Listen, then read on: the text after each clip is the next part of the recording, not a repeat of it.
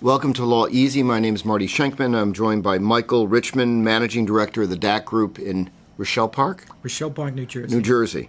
Michael. So our topic is, what is the right time to sell your family business? Before I flip it to you, the right time is not after the patriarch or matriarch dies. Plan ahead of time.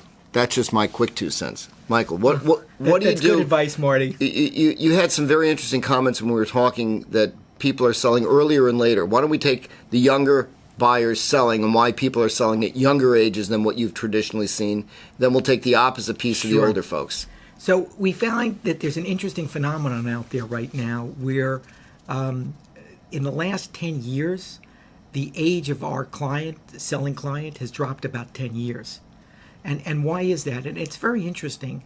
We're seeing a concern right now in the marketplace of disruptive risk. You might call it the Uber risk, the Amazon risk.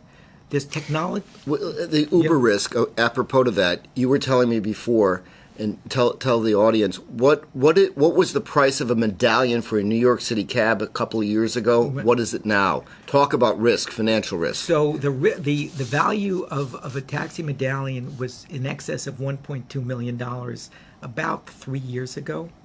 And now it's dropped to under $200,000. And quite frankly, we're not even sure you could sell a medallion for any price right now.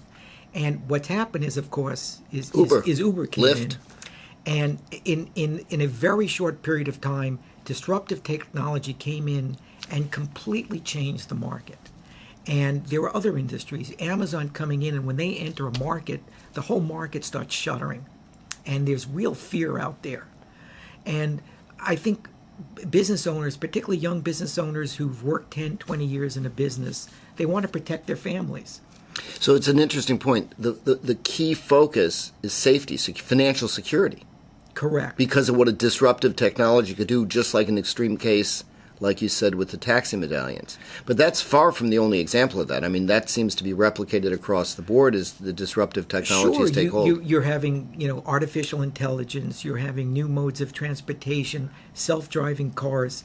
Think of the demise of gadgets. Think of all the gadgets you had 10 years ago, Garmin, all these pocket little things. They're all gone. It's all on your cell phone. It's all on your cell phone, exactly. Right.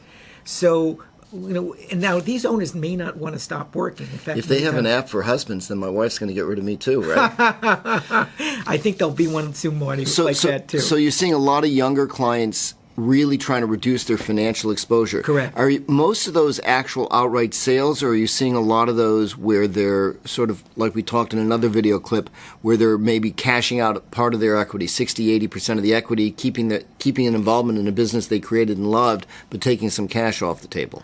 Yeah, we're seeing multiple type situations. We are seeing some younger business owners who are selling out completely, and then they want to reinvest in a new business. We call those serial entrepreneurs. And there are others who just want to take money off the table to protect their families. They may sell 60-70% of the business. They bring in a buyer who they feel can add value through technology, through just broadening their skill set to give value to this business in the long term. Can you give an example? So we have a company that is involved in the distribution business. This is a great company. They are really using technology. They're a value-added distributor, which is key to the distribution business. So the manufacturers cannot go directly to the end user, but they need to expand their skill set. And in particular, they need more technology and more help in terms of getting the product out the door. There's been significant improvements in terms of efficiencies, movement of product, and they would benefit from that. Interesting. Now, the flip side, and it's almost like a dumbbell, you said some buyers are getting much older. What's that about?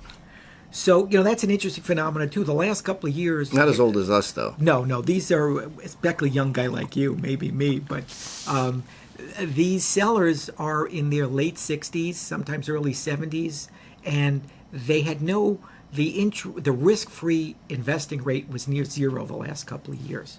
Treasury, CDs. Exactly. Right. And they were concerned they would outlive their money.